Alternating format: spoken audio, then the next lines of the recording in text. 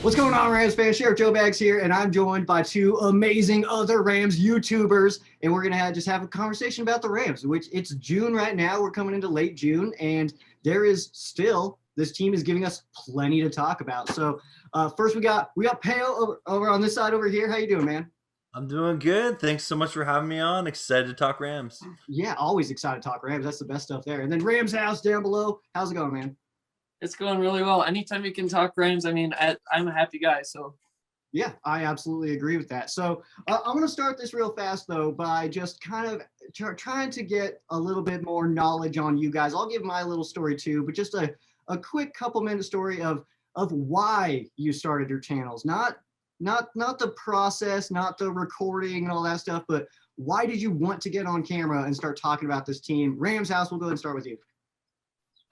the reason that I wanted to start and make my channel is because I realized that when I was talking to Rams to my family, that I was kind of talking their ears off about the Rams, and there was nobody else to talk to but myself about it. And I thought it was really interesting because when I looked up on YouTube, there was not that many Rams YouTube channels. Like I saw yours, I saw Rams Talk. That was pretty much it. And I was like, we need more publicity about the Rams. And I know with like the bigger medias like ESPN and stuff, we don't get a whole lot of coverage compared to like what we do all the time. So I just wanted to make an outlet for other people to hear what I think about them and where I can talk other people's ears off and they're fine with it. So that's the reason that I started. That totally checks out, man. Payo, what about you?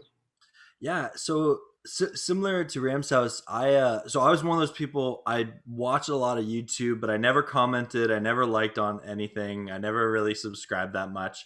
But I was watching you Ram Showcase, and then I also watched Ram Talks as well.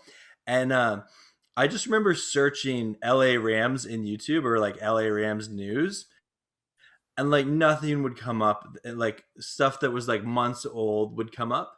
And so I just got to a point where I'm like, man, like I wish there was more like Rams YouTubers, right?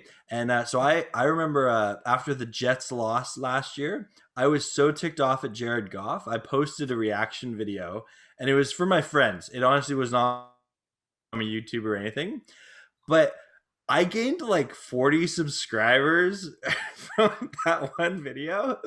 And like I just realized, I'm like, okay, you know what? Like there's the people that just want to see you mad because you're a Rams fan suffering or whatever. But there's actually, people out there that just want to talk football and talk Rams. And yeah, so that's kind of January I started posting consistently, and it's been a blast.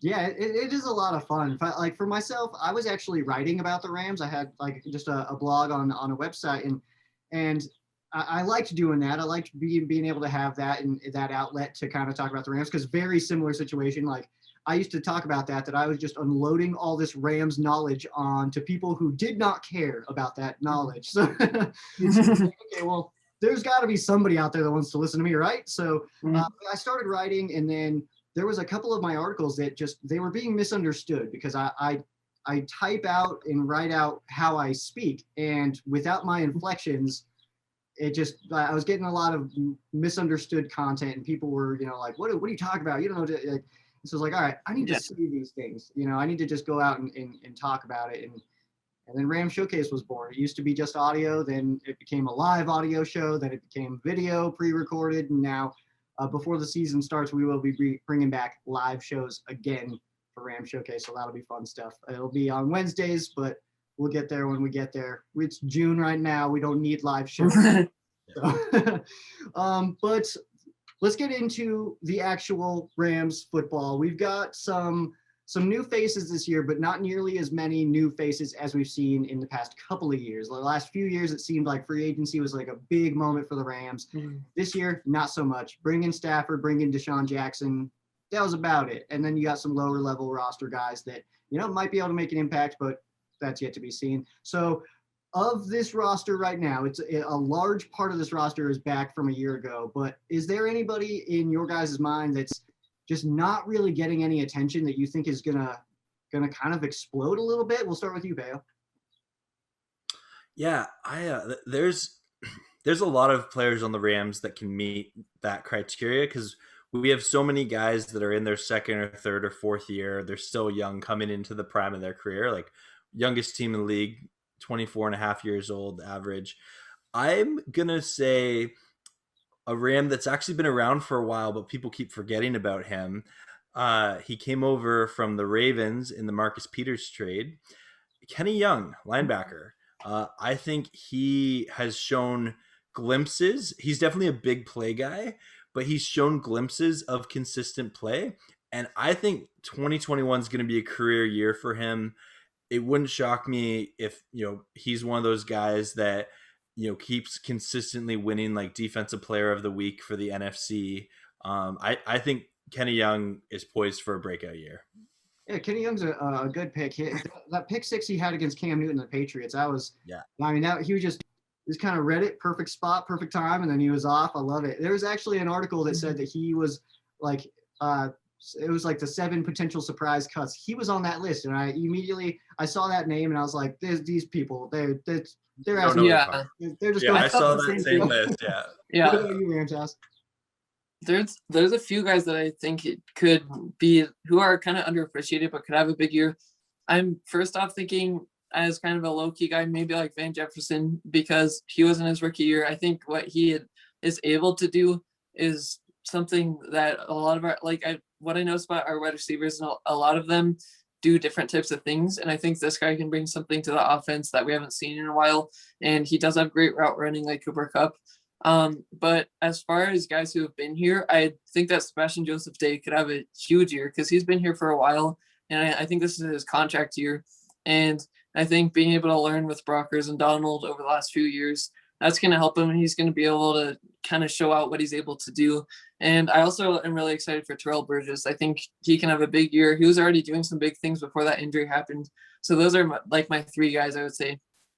Yeah, man, those are actually really solid answers. I mean, Van Jefferson seems to be, I don't want to say like the odd man out, but it seems like Robert Woods, Cooper Kupp are very similar in styles.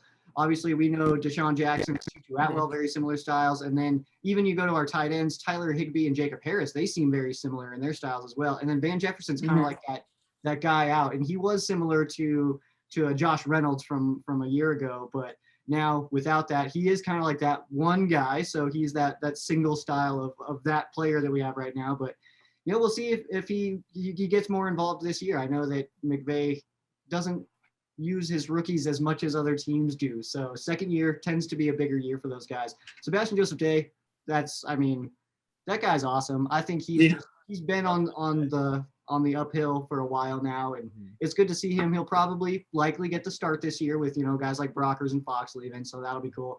Terrell Burgess and actually Jordan Fuller were going to be like my combo answer, because losing John Johnson, that definitely hurts, and we can't pretend that it doesn't, because he's one of the better safeties in the NFL right now. But I really think that Burgess and Fuller combo, both going into their second year, I really like that combo. I'm really pumped to see what they can do at that back end there. And Fuller, that's my guy now. I've claimed it.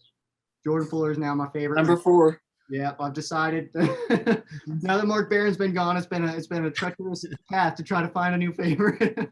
But I landed on him. What is your guys' favorite right now? I feel like I know yours, Rams House. Well, yeah, it's kind of hard to pinpoint one. I like Robert Woods a lot just because I feel like as far as wide receivers go, he's not really looked at a lot. And that could be the same for Cooper Kupp too. But I don't know if you guys saw with Peter Schrager, he was ranking like the most underrated wide receivers. He put both Cooper Kupp and Robert Woods on there. So I was glad to see that, but I mainly like him because of the things he does. I think it's nice that he's not always like cocky in people's faces and stuff like that. I like just the way he goes about it. But as far as like players to watch, I definitely like Donald and Ramsey. It's just hard for me every time people ask me what my favorite player is.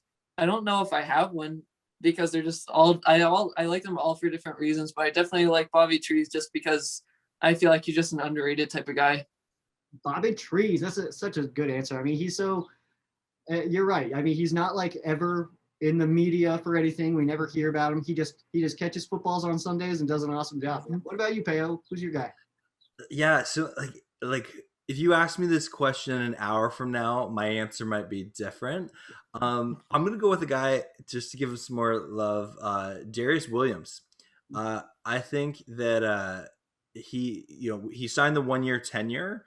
And so if the Rams don't renegotiate, he's in a contract year. But in general, I think because he gets to play opposite of Jalen Ramsey, he's going to have an opportunity to impact each and every game. And I'm really looking forward to seeing him develop. And I think our secondary will be elite again next year. And yeah, I would say Darius Williams. You like Donald, you like Ramsey, you like Floyd. You gotta love Cam Akers, and Darrell Henderson doesn't get enough love, but he is a very great running back in his own right. You know what? I'm also gonna say it. Andrew Whitworth. He took a pay cut this year. He's our left tackle. He's 40 years old. Like, you can tell he's only there because he wants to win the Super Bowl. And he believes it in that team. And like, you guys have probably seen the video with him at the Rams practice where he's giving the pep talk to the whole team about like anything you like in your life that you're doing to like gets us to the Super Bowl next year. I'm paraphrasing, but do it, right? And just you love him, and yeah, just love Big Wit. And how cool would it be to host or to be in the Super Bowl? Because unfortunately NFC is the away team, so we'll be listed as the road team if we do make it there. But how cool would that be to be the second team to play a Super Bowl in your home venue, and not only just a home venue, but SoFi Stadium, which is I'm so excited to see. Are you guys getting a chance to see it this year at all? I wish I could, but I don't think I'll be able to do it this year. I may look into it next year, but yeah, I think that like you've said before, I wish I could just live there. Like, it's just such a cool place I feel like it'd just be such a cool place to be, but I don't think I'll go to any of the games this year, but I'm going to see about next year. You, Payo? Yeah, I'm hoping to get so I'm an East Coast Rams fan. I live up in Canada. I'm hoping to get to the Indy game or the Giants game, one or the two. But I am hoping to go to SoFi. A lot of it depends on travel restrictions right now and the border. But yeah, I plan on getting to SoFi. Haven't picked the game yet. But yeah, I've communicated with my employment, and they're excited for me to go. So, yeah. Yeah, I'm actually looking at the Jaguars game in December. I think it'd be a perfect time to escape Colorado for a little bit in December and go to Southern California. I think that would be ideal and probably pretty nice little break from the chaos that'll be here. Just so you guys know, I mean, well, I'm sure you know Rams House, but it's the Pikes Peak hill climb was today, and they had to cut off half the race because it was snowing at the top of the mountain. So it's like. So December time, yeah, it can get a little bit chilly, and LA would be, I think, probably pretty nice in that time of year. I might be at that game, so if I'm there, I'll let you know. Yes, definitely. And then I mean, I'll be in Denver for that preseason game. Just it's up the road for me, so that's cool. I can't wait for that Broncos one, even though it's just preseason. Yeah, that's one of those where it's like I don't even care if we win, lose, whatever. I just want to have an awesome time. The last time that the Rams were in town was 2018, the Super Bowl year. Such a fun game. It was a high of 22 that day out here, and I was outside. I showed up at like 7:30 in the morning, and I think I left at about 9:30. So I was just outside that entire time, just freezing, and I was just miserable. I got back in my truck and just like all sore. But it was an awesome time. We ended up in the second half. We were second row behind the Rams bench, so it was just awesome. JoJo Natson's pointing at us and dancing. It was cool, man. It was an awesome time. What's up? Sure. I know we didn't discuss it, but I have a question for you two. I'd really love to know your answers to. Yeah. Going into camp, there's a couple position battles in play, but probably the most interesting one is who is going to be kick return and punt return. And do you guys have a favorite, that you would like to see win that role? Yeah, I'll be honest. I think I just want to see Deshaun Jackson there. Okay. I like his experience there, and I kind of felt like, and I don't know if it's true yet. It kind of feels like maybe it's not, but it kind of felt like bringing him in was for that role. It's been a nervous spot for the Rams for a long time. I'm sure I'm not the only one who every time we're getting a return, it's like, oh, don't drop this ball. And even guys like Cooper Kupp, who like we trust and we like and everything, like he gets the ball, but then he'll get hit and fumble it. And it's like, You know, and that goes back like to Tavon days where it's just nerve wracking to watch those. So I would like to see a guy who's experienced there. He knows what he's doing there, and at the very, very least, he's just gonna hit north and get what he can. So I like that. Yeah, I actually remember from one of your Rams showcase episodes, you were talking about like, I trust Cooper Kupp. He's not going to fumble it. Then the very next game you fumbled it. You're like, I'm sorry, guys, that's on me. Yeah, I know that I'm always nervous about the punt returning, kick returning. I think that Jackson's definitely the safe one because I look forward to a guy like Atwell in the future, although he's like a smaller type of guy. But like the more I'm thinking about it, like right now, I'm not sure how good he would be, or because he doesn't have that much experience in that spot. So I would probably look towards somebody like Deshaun Jackson. And I'm not sure if they're intending on using anybody from like their draft picks there. I don't know, like Jake Funk or something like that. It'll be interesting to see, but I think that one of my least favorite things to see, obviously, from our kick returners like Simba Webster, was first, if you remember from that Jets game when he was returning it, he could have taken it back and he just ran into the punter. That's annoying, but that was like the only play where he just ran straight and just went as far as he could. But he always, if he didn't fumble it, he would always go like back and forth, just side to side, side to side until he found something. So as long as we get a guy who can hold on to it and just like go as far as you can, don't try to do anything too special all the time, I'm happy with that. But yeah, I would probably say somebody like Deshaun Jackson too. Yeah, it's I have an odd knack of doing that where whatever I say, the opposite happens. Like I've been so adamant on certain times, like oh, there's no way we get Aqib Talib. Stop paying attention to that. And then like a day later, like okay, and then like oh no, there's no way we sign Ndamukong Suh. Like we don't need him. It's not, and then sign him. I put out a whole video of like, oh no, like there's no reason that we would go Deshaun Jackson. It just doesn't make any sense. And it was like a week later. And then I tried to do it with the Julio Jones thing, where it's like, no, there's no way that Julio Jones comes to the Rams. And then the very next day, the odds that the Rams got him jumped up by a bunch. And then I got excited. So I started talking about that. And then we fell out of it. It was like, okay, I'm apparently connected into the universe in some weird ways that I don't understand yet. But maybe I'll say there's no way the Rams win the Super Bowl this year. Oh, yeah, that's a good one. I like that. Yeah. So we talk about how awesome this team is, obviously. We're doing like we've been Rams fans for a while. We sat through the dark era, as I call it. Yeah. Just a bunch of rough times there. But the fortunes have changed. You know, Sean McVay comes in and day one, he changes the entire culture. Everything just kind of shifts. But there's got to be something here that we're maybe a little bit biased on. So what would you say is the Rams' weak spot right now, Payo? Yeah. I have kind of two trains of thoughts. The first one is like the easy answer is I don't like our interior O-line is not necessarily a weak spot, but it is a unproven spot. That center battle position, you're not sure who's going to take it. It looks like it's going to be Corbett. But again, you never know. And then I would say like in terms of just like overall a weak spot is the Rams have so much dead cap. Like so much dead cap, right?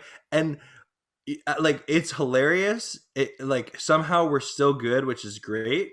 But like the fact that we're paying Jared Goff and Todd Gurley and Brandon Cooks this year, and they're on other teams, like if it wasn't for having Stan Kroenke as an owner, not many owners would let your team have that kind of dead cap, right? Mm-hmm. And so I think it shows how much Les Snead and Sean McVay are trusted, and especially like to move on from the Goff and take that huge cap hit. That's I don't know. There's just some like kind of weak spots of like maybe you're giving these contracts out a little too early in players' careers. But at the same time, like the Ramsey contract and like the Donald and the Robert Woods and the Cooper Kupp, like wouldn't trade them for the like I want them on my team, right? So those some of my kind of criticisms.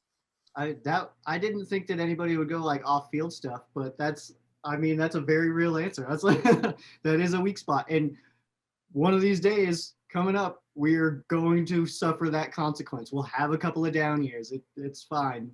It's fine. We've already been through St. Louis days. What's that? We've already been through the St. Louis days. We know it's like we're equipped for that, you know? That's true. But maybe I'm getting a little selfish now. I don't know. It's Yeah. quickly I turned and it was like, oh, now the Rams are the best, you know, because it was like so long. It was just like it was so humbling to be a Rams fan. You know? Yeah. You couldn't talk trash to anybody. We could only beat like the Saints that one year, like when we just beat the Saints and the Browns, and it's like, hey, we did it, like we beat them. Stuff like that. What would you say our weak spot is right now?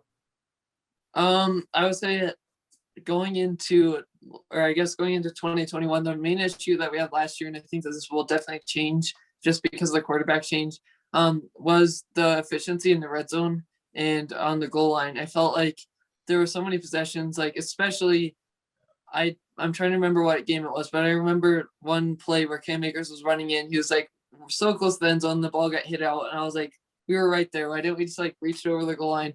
I think getting that red zone efficiency back up to what it was before, because I think that's kind of been something in McVay's career that he still has to work on, obviously. But when we had Todd Gurley, it was kind of an easy answer. You could just run it with him, or you could just pass it to him. But I know last year that I felt that like so many of the plays where we were in the red zone or on the goal line, we couldn't convert. And I was like, really, I don't want another field goal. Then we didn't get the field goal because we kept missing them. And so I definitely think that the red zone efficiency was the issue last year. Yeah, I mean, hopefully with Stafford coming in, those fortunes kind of change. I know I've talked about it quite a bit on my show of how different it's going to look. I really anticipate just a dramatically different looking offense because, you know, Sean McVay had to be Jared Goff's eyeballs out there. He had to tell him what kind of situation he was in. We saw what Jared Goff did without a Sean McVay, which was 0-7 and looked rough. You know, his rookie season under Fisher, I mean, of course, not all of those were under Fisher, but we know that Bones took over for a little bit there in those final three, but I mean, it was rough. And you saw that sometimes. I've talked about it plenty of times too. Like you feel like on the first Rams drive, we knew what kind of game we were going to have. If Goff threw 3 incompletions, it's like, oh man, like this is going to be a rough one. And then if you converted a couple first downs, like, all right, well, we're just going to win. Like it's going to be fine. But going from Goff to Stafford, you cannot argue with me about that not being an upgrade. It is clearly an upgrade. How much, I don't know, but on a scale of 1 to 10, where would you guys put like your excitement level of going from Goff to now we're going to see Stafford running this offense? We'll start with Rams house. 20. I would say a 20.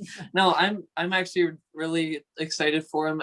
Initially, when I saw the trade up and I didn't know what to think because I didn't know how much the cap hit would be and I didn't know how good Stafford was because I'm not sure like what all you guys thought of him, but I know like most of the other people, you didn't really know who he was too well because they weren't getting much attention. Obviously, you don't really watch the Lions if you're a Rams fan.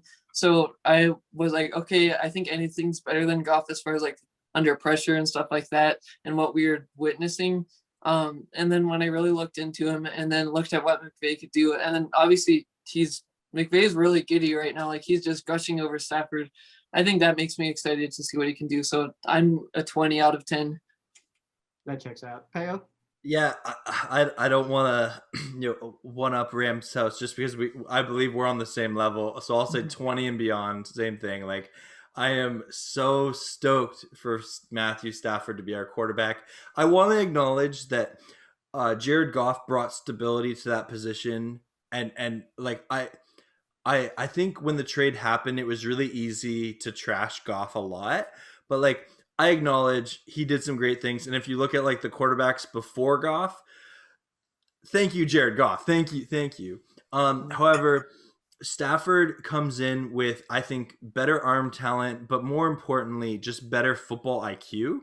And, Stafford's going to be able to read defenses in a way Goff just never could. And that's why Goff, if you look at his turnovers, so many of his turnovers were just terrible throws or a fumble, where a lot of Stafford's turnovers, if you watch his turnover highlights, it's because he's trying to make a play, like forcing it down the field, right? I'd rather have that, right? Yeah. than just a bad decision where like your second and third read got taken away, so you go back to your first read when you shouldn't have, and then you throw it anyway. But I'm really excited for Stafford. I love, just when you see him in interviews now, you see an energy in him that like he knows the Rams gave up a lot to get him. He's here for a Super Bowl. He's not here to win 10 games and then get out in the first round of the playoffs. It's Super Bowl or bust. And I think that the Rams have a Super Bowl window, 3 to 4 years with Stafford, if not more. Let's hope for more. But realistically, you're in kind of that 3-year window. And I think Stafford, he has the right mindset. And if you like, I've watched a good amount of Stafford, not a ton, but if you look at him from when he was like his last days in Detroit, the guy is re-energized and like he sounds like a rookie that just got drafted. Yeah, it is such a welcome change to see, because like I said, like Stafford comes over with this experience, like he can, in those critical situations, couple minutes to go in the game, we're down by a few points or something, he can go over to Sean and say, hey, I'm seeing this, like what can we do? This guy's doing this, like this is happening over here. So I don't think Jared was able to do that. Like Sean McVay had to be the one saying, hey, I'm seeing this, I need you to do this kind of thing. So I think that dynamic will change a little bit. Just got 2 more quick ones and then we'll kind of wrap it up. All right. So first, Rams are getting a new alternate uniform next week or next month. I mean, somewhere between that time. And I'm super excited about it. I've got money stashed away. I'm going to get whatever style it is. I don't care. It's going to be perfect because it's for the Rams. I'm getting a Stafford for that. But I want to see just real fast, what do you guys expect out of these? And what do you guys want out of these? We'll start with Payo. I think they're going to be highly criticized because whenever the Rams release anything rebranded, that's the way that Rams it is. Fan base. Yeah.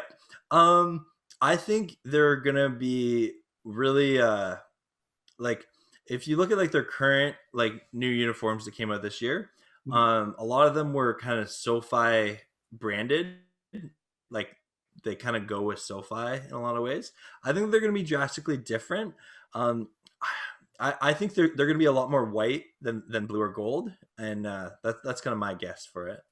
Okay, and I want to see the yellow. I expect a yellow. I want to see the yellow, so I'm in for it. I'm hoping for don't get me wrong. I'm hoping for like a colorful one, but I'm kind of thinking they're gonna try to pay a little more homage to the Rams of old with their alternative, like the Fearsome Foursome era.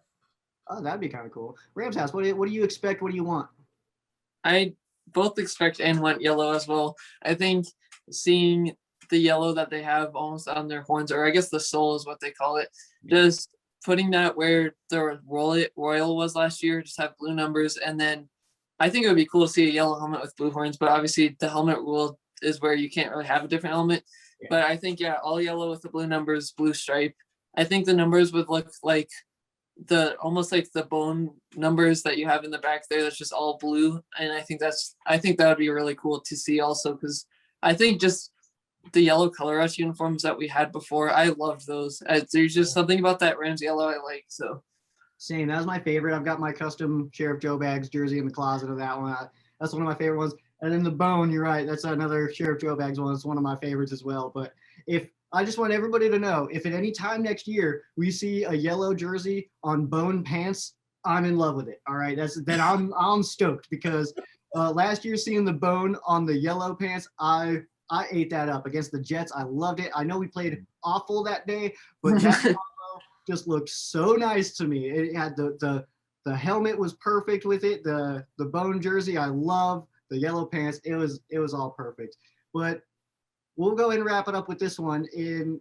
This team has changed so much over just the last 5 years. So, going from St. Louis to LA, that's obviously a massive change. Midwest to Hollywood, and then you get these new uniforms. We had a flashy new stadium. Our helmets are even shinier now. We got a fancy new coach who doesn't blame the players for everything. And there's so many different things that are happening right now, though. But what is your favorite aspect of this new era of Rams football, Rams house?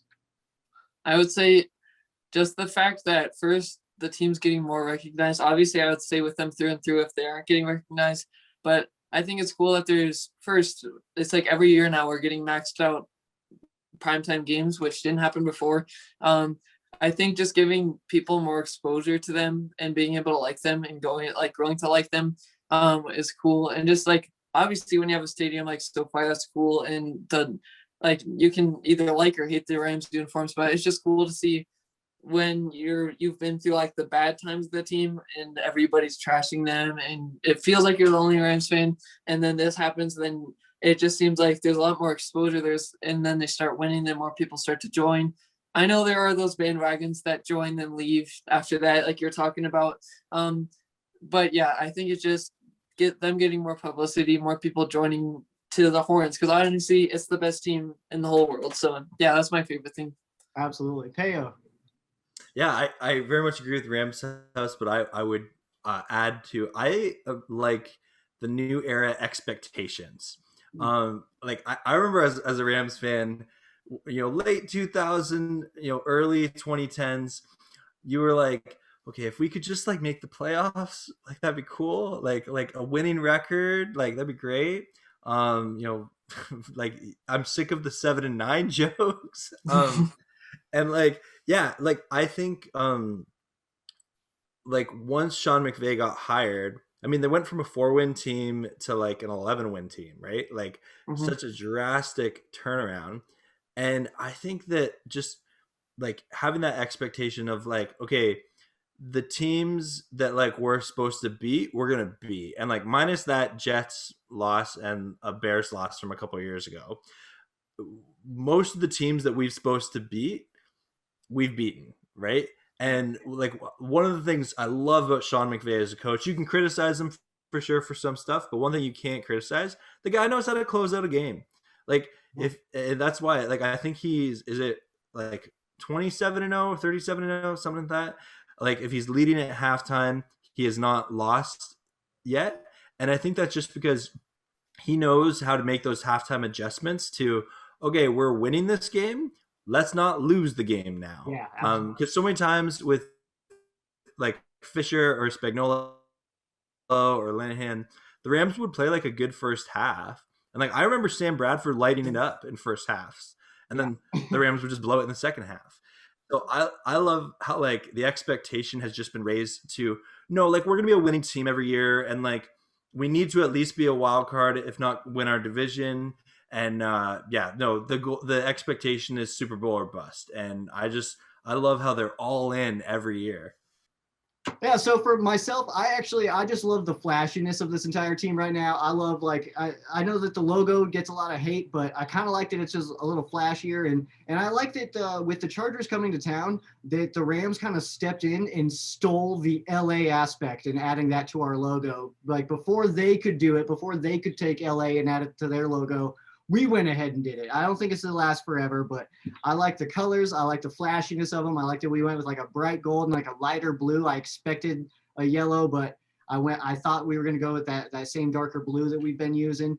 Flashy new beautiful stadium that's hosting the Olympics and like Motley Crue shows and stuff, which is going to be really cool. So yeah, I just love the obnoxiousness. I'm a fan of the obnoxious, I guess you could say. So so that doesn't hurt my feelings at all that my team that I've loved for so many years is kind of hopping on that a little bit. But we'll go ahead and wrap this up, guys. But we need to know, everybody needs to know where we can find you, any kind of social media, YouTube channel, anything. We'll start with you, Payo.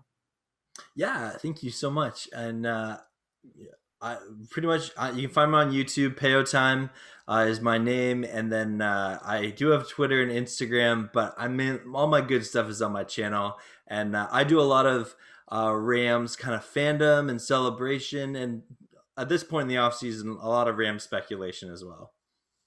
All right, yeah, Payo Time. Everything will be linked down below in the little, not comment section, the description. Yeah, that's what it is. There you go. Everything will be down there, so you guys can find links there. But Rams House, where can we find you? Okay, so I just pretty much post all my stuff on just the Rams House YouTube channel. Just 2 words, Rams House, easy as that, just like the chant. And I just post everything Rams on there, just like you guys do. So that's the only place you can find me at. Absolutely. There's never too much Rams content out there. You guys are a little bit more, I think, consistent with the pumping out more videos more often. You know, I tend to go with the big show and then cut that up a little bit. But That's a good style, though. Yeah, I like if you guys the 1 a week thing is not enough for you guys, these are two channels that will kind of quench that thirst for you guys throughout the rest of the week. And also places you guys can just subscribe and just keep watching also. And then we'll have conversations throughout the season as we go on, which is going to be awesome stuff. But for myself, guys, it's at Ram Showcase on Instagram and Twitter, facebook.com/Ram Showcase. You can follow myself at Sheriff Joe Bags on Instagram and Twitter, facebook.com/Sheriff Joe Bags. Of course, the Ram Showcase YouTube page. That's where the most of the attention's going right now. We'll be bringing back live shows pretty soon. Thank you guys so much for joining me. Appreciate it. Thanks for having. Yeah, I appreciate it. We should definitely do more of this in the future. I absolutely. We'll get some other guys on here too, because there's some other guys that we're missing that we could have like a bigger conversation that could be fun. So that'll be family. Yeah, absolutely. All right, but that is going to do it for this little, I guess, a round table in the sorts. We were just kind of BSing a little bit about the Rams, but that's good. But yeah, that's going to do it for myself, Sheriff Joe Bags, Payo Time, and Rams House. For those of you who aren't Rams fans, our thoughts and prayers are with you. For those of you who are Rams fans, thank you guys so much for listening. You guys have a great night.